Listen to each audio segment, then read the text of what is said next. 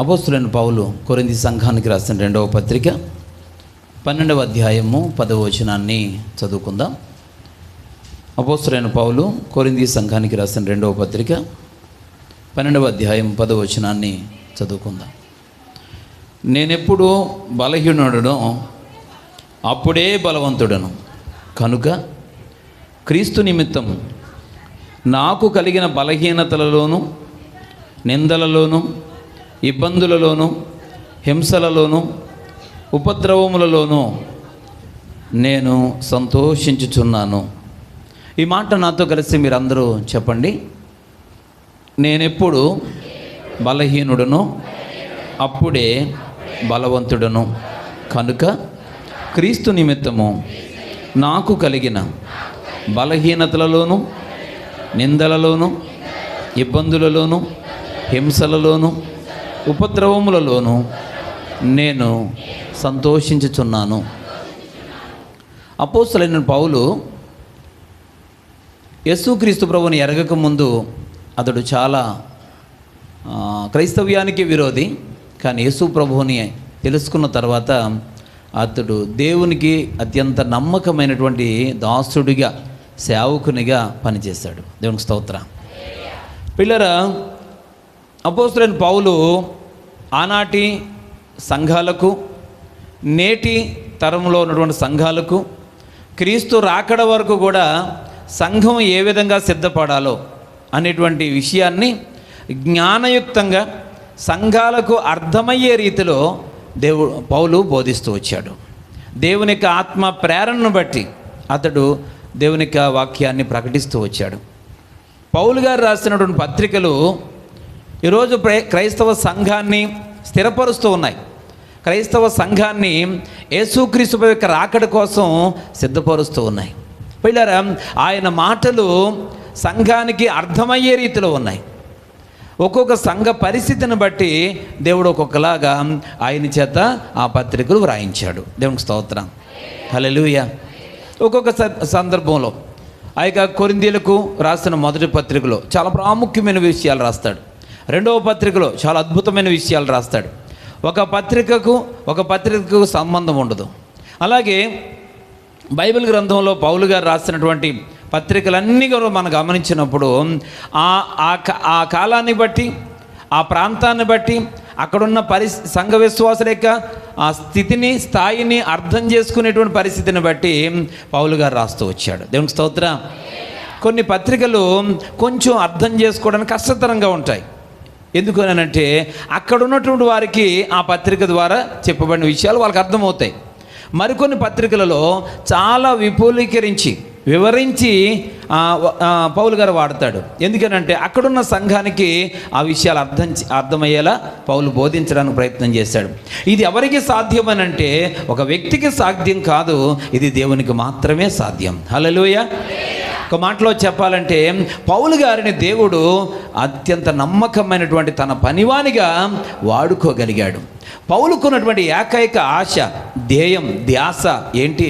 ఆయనకున్న కోరిక ఏంటి అని అంటే, నేను యేసుక్రీస్తు ప్రభువారు బ్రతికి ఉన్న దినాలలో ఆయనకున్నటువంటి 12 మంది శిష్యులలో ఒక్కడిగా నేను ఎందుకు ఉండలేకపోయానా అనేది పౌలుకి కలిగిన బాధ. మీరు పత్రికలను బాగా చదివితే కొన్ని సందర్భాలలో పౌలు ఈ సందర్భాన్ని ప్రస్తావిస్తాడు. నేను అపోస్తులతో సమానంగా ఉండడానికి నా ప్రయత్నం నేను చేశాను అని అంటాడు. అపోస్తులు అంటే ఎవరు అని అంటే యేసుక్రీస్తు ప్రభు యొక్క 12 మంది శిష్యులు. దేవునికి స్తోత్రం.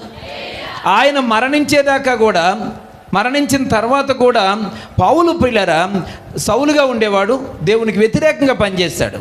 కానీ ఎప్పుడైతే దేవుడు అతనికి మారు మనసు ఇచ్చిన తర్వాత అతడు మనసును మార్చుకున్నాడో, ఆ తర్వాత పిల్లరా పౌలు పరిచర్య చేస్తున్నది కొలది, క్రీస్తు యొక్క మాధుర్యాన్ని అనుభవిస్తున్న కొలది, ఆ ఆనందంలో, సంతోషంలో ఉప్పొంగిపోతున్న కొలది, సువార్తను ప్రకటిస్తున్న భారం పిల్లరా పౌలులో అత్యధికం అవుతున్న కొలది పౌలు కనిపించే కోరిక ఏంటంటే, నేను యేసుక్రీస్తు ప్రభువారు బ్రతికి ఉన్న దినాలలో నేను ఎందుకు దేవుణ్ణి అంగీకరించి యేసయ్య కూడా నేను ఉండలేదు.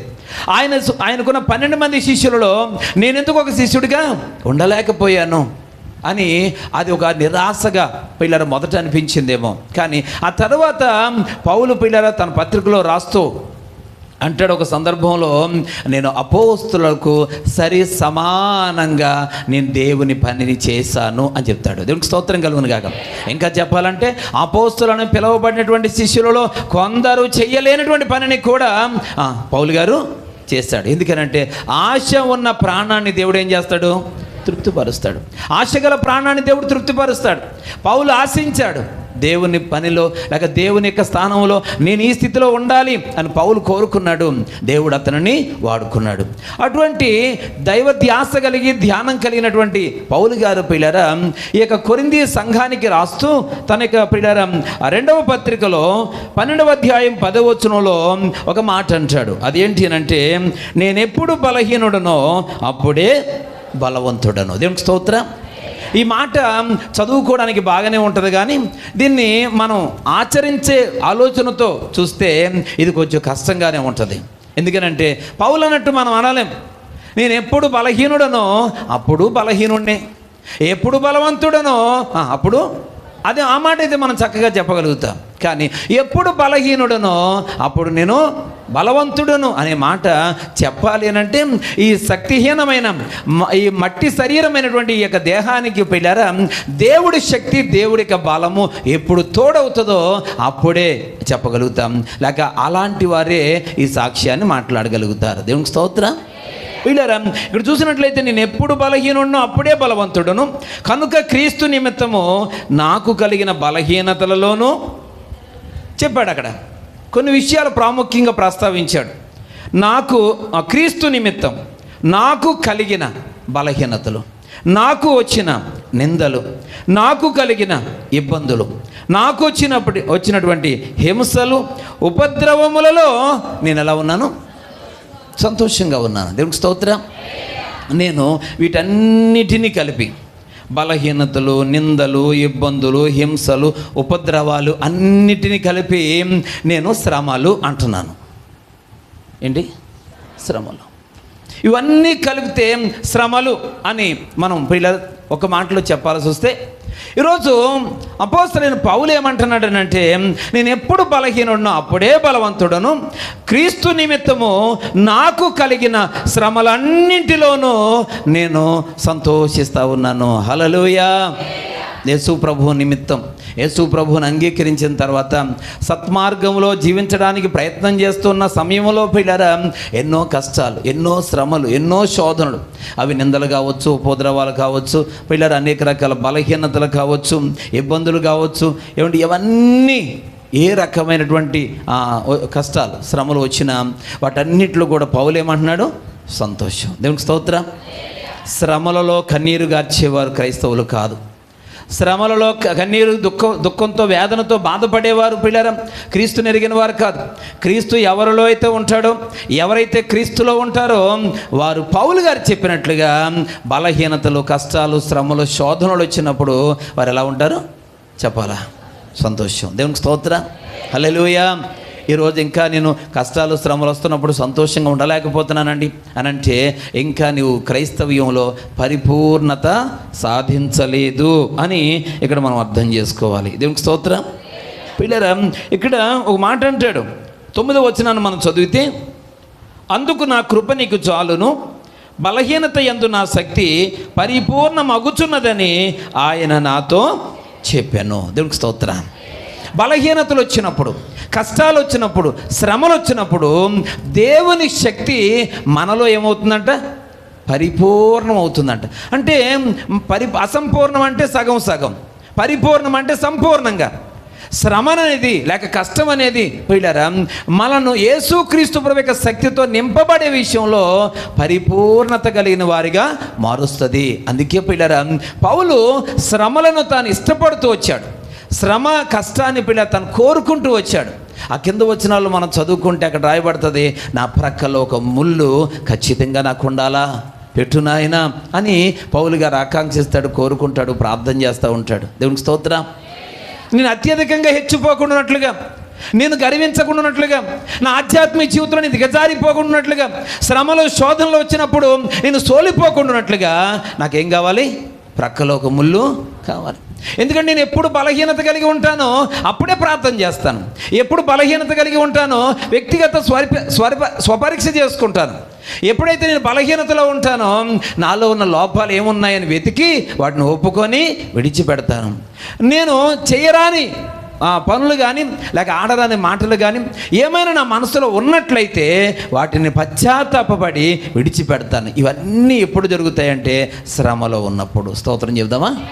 ఎప్పుడు చెప్పండి? శ్రమలో ఉన్నప్పుడు. కనుక అపోస్తలుడైన పౌలు పిల్లరా, శ్రమలు అనేవి మన జీవితానికి మేలు చేసేవి. అందుకే పౌలు అంటాడు, నేను శ్రమలలో సంతోషం. హల్లెలూయా, హల్లెలూయా. పిల్లరా, మన జీవితాల్లో శ్రమలు రకరకాలుగా వస్తాయి. కొంతమంది తప్పు చేసి శిక్ష పొందుతారు, అది శ్రమే. కొంతమంది ఏ తప్పు చేయకుండా శిక్షించబడతారు, అది వారికి శ్రమే. ఇంతకీ ఏ శ్రమలో దేవుడు మనకు సహాయం చేస్తాడు? తప్పు చేయకుండా శిక్షించబడుతూ ఉంటే ఖచ్చితంగా దేవుడు ఏం చేస్తాడు? సహాయం చేస్తాడు. అంతేగాని మనం పొరపాటు చేసి, ఈనాటి దినాల క్రైస్తవ సమాజంలో అనేక మంది అంటున్నారు, యేసు ప్రభువే శ్రమలు సహించాడు, మనం ఏపాటోళ్ళు, నేను కూడా సహిస్తున్నాను, నేను కూడా భరిస్తున్నాను అని యేసు ప్రభుతో సమానంగా వీళ్ళు మాట్లాడుకుంటూ ఉన్నారు, వీరు ప్రకటించేసుకుంటూ ఉన్నారు. పిల్లరా, యేసు ప్రభు పొందిన శ్రమలకి మనం పొందుతున్న శ్రమలకి చాలా వ్యత్యాసం ఉంది. కొంచెం గట్టిగా సౌండ్ పెంచండి, మాట్లాడండి. హల్లెలూయా. పిల్లరా, యేసు ప్రభు వారు నిందారహితుడు, ఆయన ఏ దోషము లేనివాడు, ఏ పాపము లేనివాడు. అయినా ఏం పొందాడు? శ్రమలు అనుభవించాడు. పిల్లరా, ఆ శ్రమకు ఆ యొక్క దేవుడు ఖచ్చితంగా విలువనిస్తాడు.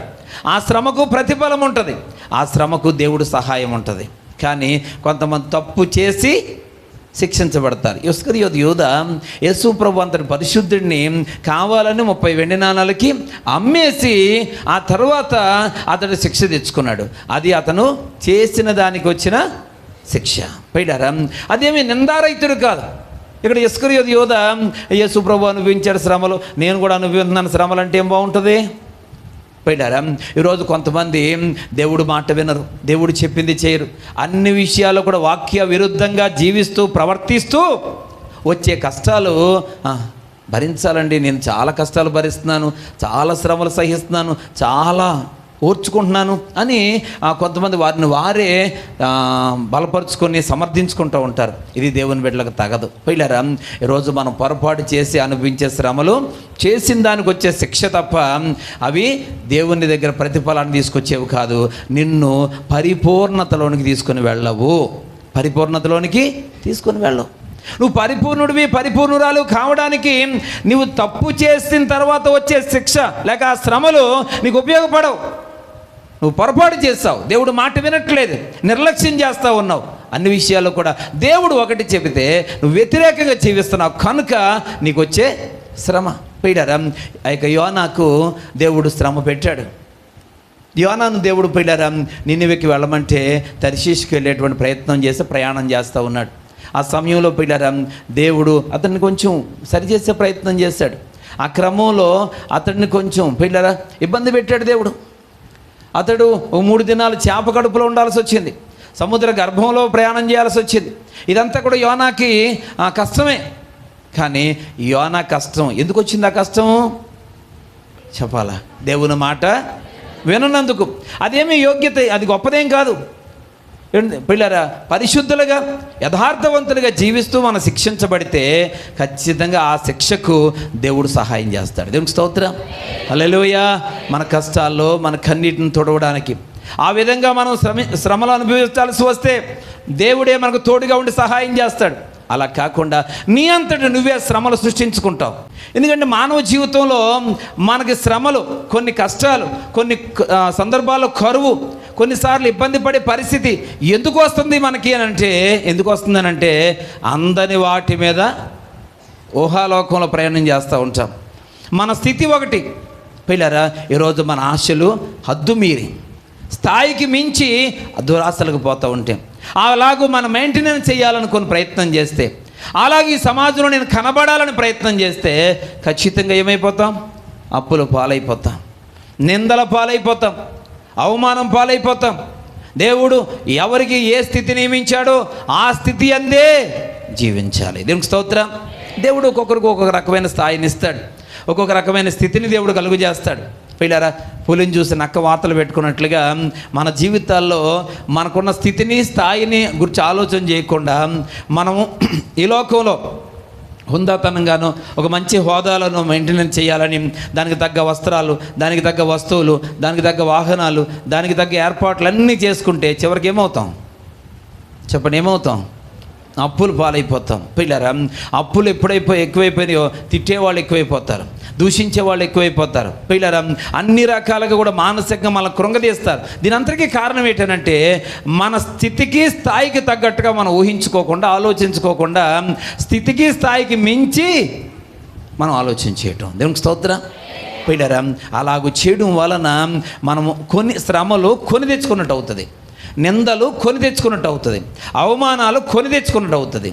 ఇంకా మాటలు చెప్పాలంటే సోమరితనం, భయంకరమైనటువంటి సోమరితనం ఈరోజు అనేక మందిలో తాండవిస్తూ ఉంటుంది. అనేక మంది సోమరులుగా జీవిస్తూ ఉంటున్నారు. పిల్లరా, సోమరితనం వలన కూడా ఆ సమస్యలు పెరిగిపోతాయి. ఏ రోజు పని ఆ రోజు చేయకపోవడంలో, ఈ మన అవసరాలకు తగ్గట్టుగా కష్టపడకపోవడం, మన స్థితికి మన అవసరానికి తగ్గట్టుగా మనం ప్రయాస పడకపోవడం, ముందు చూపు లేకపోవడం, ఆలోచన లేకపోవడం ఈరోజు అనేక మంది ఇబ్బందులు పాలవడానికి గల కారణం. ఇది కూడా శ్రమలేనా? ఎవరినో మనం వెళ్ళి కొట్టామనుకోండి, తిరిగాడు కొట్టాడు అనుకోండి, నేను దేవుని కోసం ఈ దెబ్బ భరించానంటే ఎలా ఉంటుంది? మనం గిల్లబట్టి వాడు కొట్టాడు. పిల్లరా, మనం ఎదుటి వారికి కొంచెం కష్టాన్ని కలిగించామనుకోండి, వారు కొంచెం ఎక్కువ కష్టాన్ని తోడు చేసి మన కష్టాన్ని కలిగిస్తారు. అప్పుడు మనం ఎక్కువగా వాళ్ళకి కలిగించిన బాధ కంటే ఎక్కువ బాధ మనకు వస్తుంది. అలాంటి సందర్భాల్లో పిల్లరా, మనము అది దేవుడి కొరకు నేను భరిస్తున్నాను, సహిస్తున్నాను అనడం కరెక్ట్ కాదు. చాలామంది కష్టాలు ఒక మాటలో చెప్పాలంటే కొని తెచ్చుకున్నట్టు చేస్తున్నారు.